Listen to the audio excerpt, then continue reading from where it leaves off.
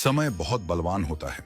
वह शिखंडी से भीष्म को मात दिला सकता है, कर्ण के रथ को फंसा सकता है, द्रौपदी का चीर हरण करा सकता है। अगर किसी से डरना है तो वह है समय। महाभारत में एक प्रसंग आता है जब धर्मराज युधिष्ठिर ने विराट के दरबार में पहुंचकर कहा, हे राजन, मैं व्याघ्रपाद गोत्र में उत्पन्न हुआ हूं तथा मेरा नाम कंक है। मैं धूत विद्या में निपुण हूं। आपके पास आपकी सेवा करने की कामना लेकर उपस्थित हुआ हूं। जुआ यानी वह खेल जिसमें धर्मराज अपना सर्वस्व हार बैठे थे, कंक बनकर वही खेल वह राजा विराट को सिखाने लगे। जिस बाहुबली के लिए रसोइये दिन रात भोजन परोसते रहते थे, वह भीम बल्लभ का भेष धारण कर स्वयं रसोइया बन गया। नकुल और सहदेव पशुओं की देखरेख करने लगे। दासियों से घिरी रहने वाली महारानी द्रौपदी स्वयं एक दासी सैरिंद्री बन गई और वह धनुर्धर, उस युग का सबसे आकर्षक युवक, वह महाबली योद्धा, वह द्रोण का सबसे प्रिय शिष्य, वह पुरुष जिसके धनुष की प्रत्यंचा पर बाण चढ़ते ही युद्ध का निर्णय हो जाता था, वह अर्जुन एक नपुंसक बन गया।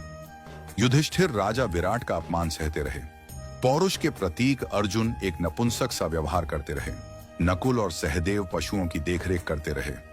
भीम रसोई में पकवान पकाते रहे और द्रौपदी एक दासी की तरह महारानी की सेवा करती रही।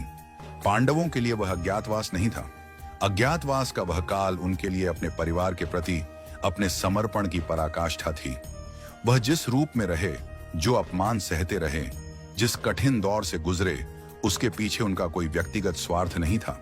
अज्ञातवास का वह काल परिस्थितियों को देखते हुए परिस्थितियों के अनुरूप ढल जाने का काल था। आज भी इस धरती में अज्ञातवास जी रहे न जाने कितने महायोद्धा दिखाई देते हैं। कोई धन्ना सेठ की नौकरी करते हुए उससे बेवजह गाली खा रहा है क्योंकि उसे अपनी बिटिया की स्कूल की फीस भरनी है। बेटी के ब्याह के लिए पैसे इकट्ठे करता। बाप एक सेल्समैन बनकर दर दर धक्के खाकर सामान बेचता दिखाई देता है। ऐसे असंख्य पुरुष निरंतर संघर्ष से हर दिन अपना सुख दुख छोड़कर अपने परिवार के अस्तित्व की लड़ाई लड़ रहे हैं। रोजमर्रा के जीवन में किसी संघर्षशील व्यक्ति से रूबरू हो तो उसका आदर कीजिए, उसका सम्मान कीजिए। फैक्ट्री के बाहर खड़ा गार्ड, होटल में रोटी परोसता वेटर, सेठ की गालियां खाता मुनिम वास्तव में कंक, बल्लभ और बृहणला हैं। क्योंकि कोई भी अपनी मर्जी से संघर्ष या पीड़ा नहीं चुनता। वे सब यहां कर्म करते हैं। वे अज्ञातवास जी रहे हैं, परंतु वह अपमान के भागी नहीं है।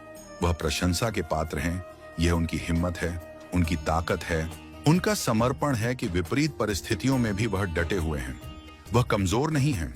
उनके हालात कमजोर हैं, उनका वक्त कमजोर है। याद रहे कि अज्ञातवास के बाद बृहणला जब पुनः अर्जुन के रूप में आए तो कौरवों का नाश कर दिया। पुनः अपना यश, अपनी कीर्ति सारे विश्व में फैला दी।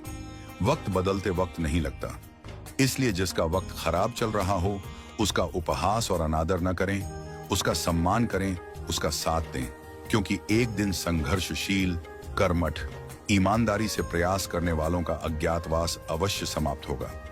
समय का चक्र घूमेगा और बृहणला का छद्म रूप त्याग कर धनुर्धर अर्जुन इतिहास में ऐसे अमर हो जाएंगे कि पीढ़ियों तक बच्चों के नाम उनके नाम पर रखे जाएंगे। इतिहास बृहणला को भूल जाएगा, इतिहास अर्जुन को याद रखेगा।